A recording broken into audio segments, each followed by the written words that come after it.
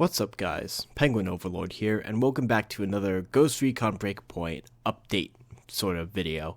So, by now you all know the news that we've finally got some news on the title update after about a month of silence from the Ubisoft team, which, okay, we finally got news, which is awesome. So, probably all of you have seen it by now, but I just wanted to give you guys my thoughts on the title update as it stands currently. So, you all have seen this beginning part, so I'm going to just skip that and just go straight into the changes. So we've got a couple announcements overall here. We've got some news on the title update, the Terminator event, as well as some other upcoming content. So let's just take it from the top for title update 1.1. Excuse me, a bit tired tonight. 1.1.0. So it is coming by the end of January.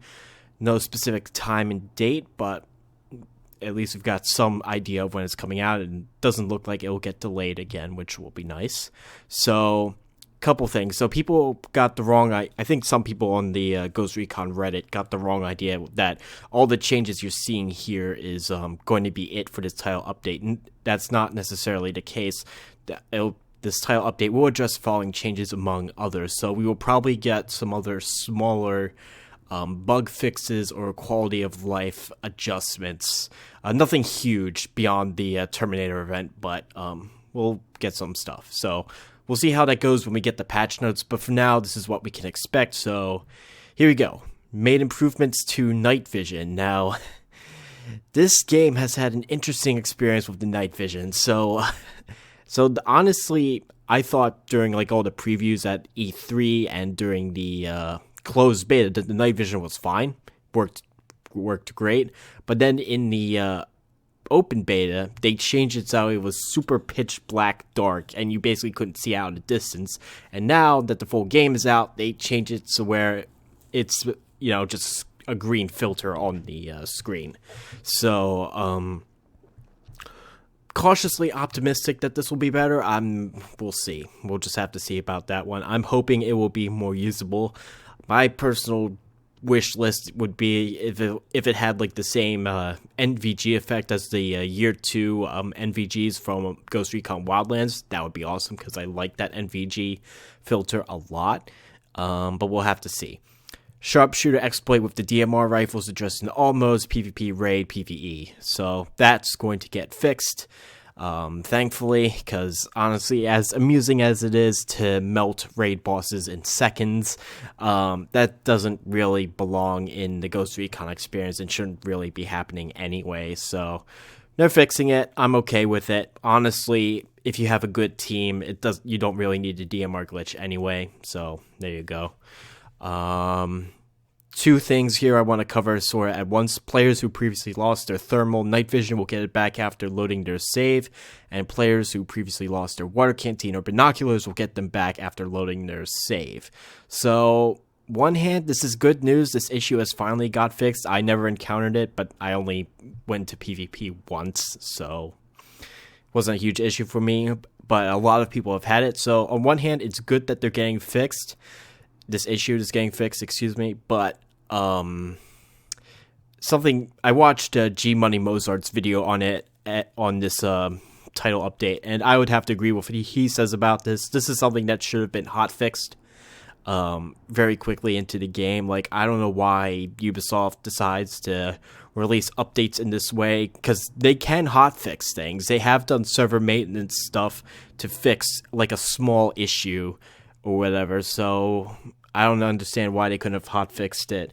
Because I know, looking at another game, Borderlands 3, I'm subscribed to their subreddit on Reddit, and they've had tons and tons of updates and hotfixes, and I don't know what's going on, whether this team can't release hotfixes that fast, or whether it's just part of Ubisoft's culture. I don't know, but I think it's something that should have been hotfixed, as well as a few other smaller issues, but whatever, it's getting fixed now, so maybe, I don't know.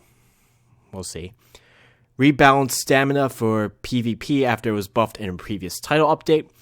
Again, personal opinion here, but the logic that, we're going to have the same like the same character progression between PvE and PvP was always kind of like a questionable idea to me, or at least like one that I didn't really see as necessary. And again, another reason why maybe that wasn't such a good idea. Like, I mean, okay, so let me try to collect my words here. So, the problem with this is, if you do one change in PvE, it's going to affect PvP and vice versa. So, when Ghost Recon Breakpoint was originally announced, as many of you know, there were going to be weapon restrictions on certain classes, which makes sense if you're going to have a PvP system where certain classes have certain weapons, and that would have balanced out the PvP. However, because it affected the PvE players, player of choice, and a lot of people complained about it, they changed that.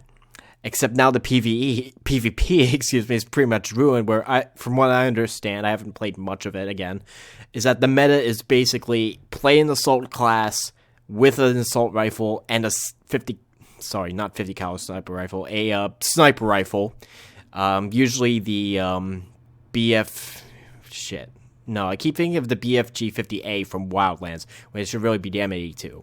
So, yeah, this wasn't a smart idea. Like, it really wasn't. But whatever, they're fixing that. So, okay, kind of just getting rid of this idea that PvE and PvP are going to be the same. So whatever. Tone down the coughing sounds players could hear while in Erewhon. I honestly don't spend much time in Erewhon, but yeah, that was really annoying the few times I had to go there and everyone was coughing. So that'll be nice. Again, kind of a pointless change though, because I assume that when the next Battle Rewards season rolls around, the coughing will be gone entirely, so whatever.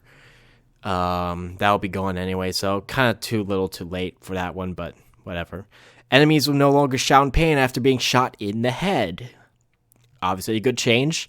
I mean, the pain thing was kind of interesting, but, you know, the head is the light switch. If you hit that with a bullet, it's going to turn off, so you're not going to scream. So, glad that this is getting fixed, so that's cool. Improved AI behavior. Now, this is interesting. Fix an issue where enemies investigating will go to cover mid-detection. Not sure if I encountered that. Maybe I did, and just don't remember right now. If enough NPCs die at a single spot, they will stop rushing the player and will get into cover more often than before. This is obviously a good thing, because now you don't have to worry... enemies won't... You can't just get enemies into a choke point and just murder them as they come rushing in, which has happened to me a few times, and it's always been hilarious, because they're just walking through all these dead bodies and not doing anything. So this will encourage more aggressive play and less like camping inside a certain building, which will be nice. We also modified the vanish rules, so that way NPCs will stay in the fight if they are close enough to the player. Again, another good change. Because enemies would just get bored, and like you killed a bunch of them, and then they're just gonna wander off and not even check if you're still there. That was silly. That was silly. So, good steps towards improving the AI behavior. I think there's more that could be done to make them better.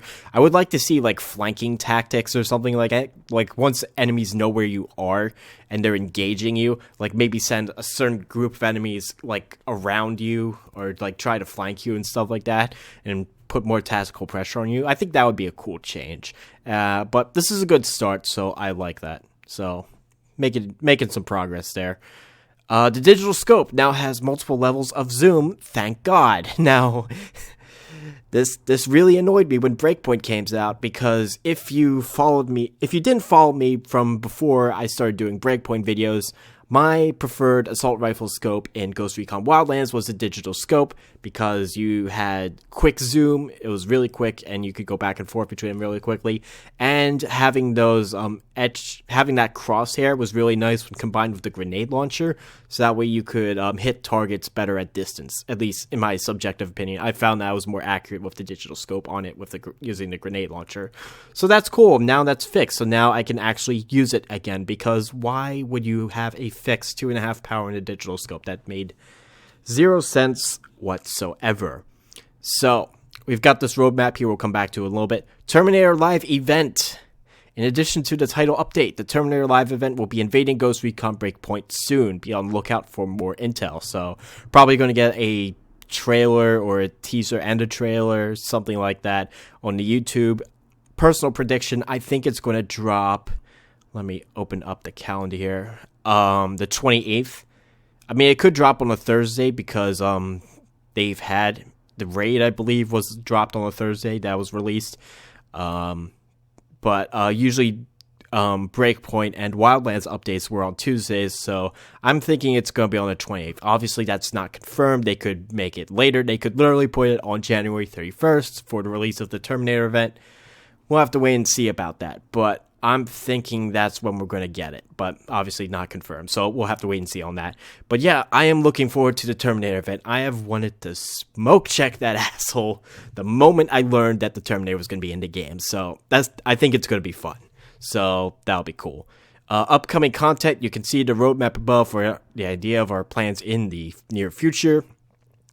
The end of the February is sure to bring more exciting changes, including the long-awaited engineer class, which is awesome. Been looking forward to playing that, as well as the immersive experience that we mentioned in the moving forward ladder. So let's go back up here. So end of, I can't zoom in on this. Sorry for you guys watching on phones. So basically, end of January, we're getting the Terminator Live event and the title update. End of February, we're getting this new immersive experience that the Ghost Recon team has been talking about, which kind of surprised we're getting it so soon. It's I thought it was going to be much later down the line, but I guess they've been really hard at work at that. So we'll have to wait and see. There's going to be one of two things, I think. I could be wrong, but one of two things. Either A, it's going to be a new ghost mode, so like a more hardcore sort of mode. Hopefully, if it is a new ghost mode, that it won't include permadeath, because I mean, it brought more tension into the game in Wildlands, but I would prefer not having to deal with permadeath again.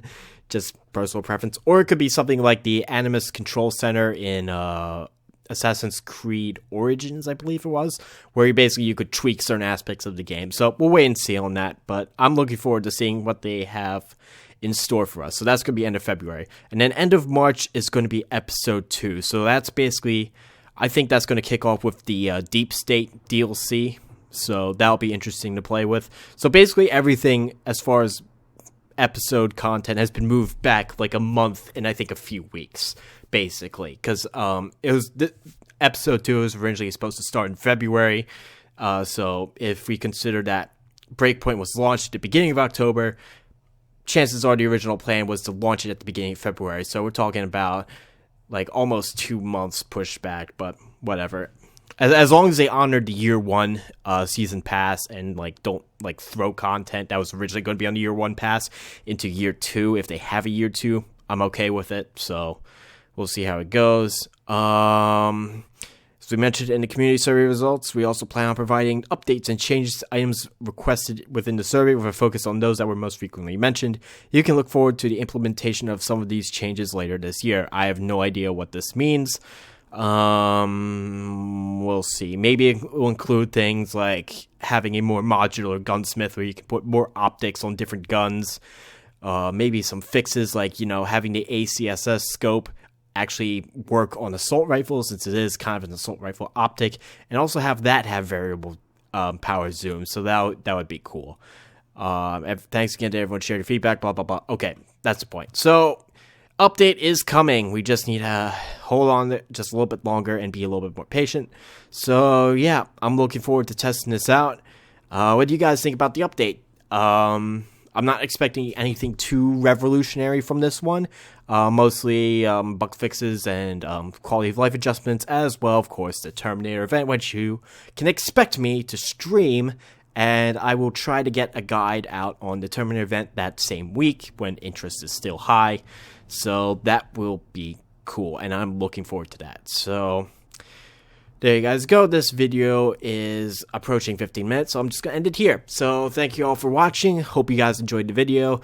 Leave a comment how you think about this update, and let me know how you guys feel about it. And yeah, I'll catch you in the next video. Take care, guys.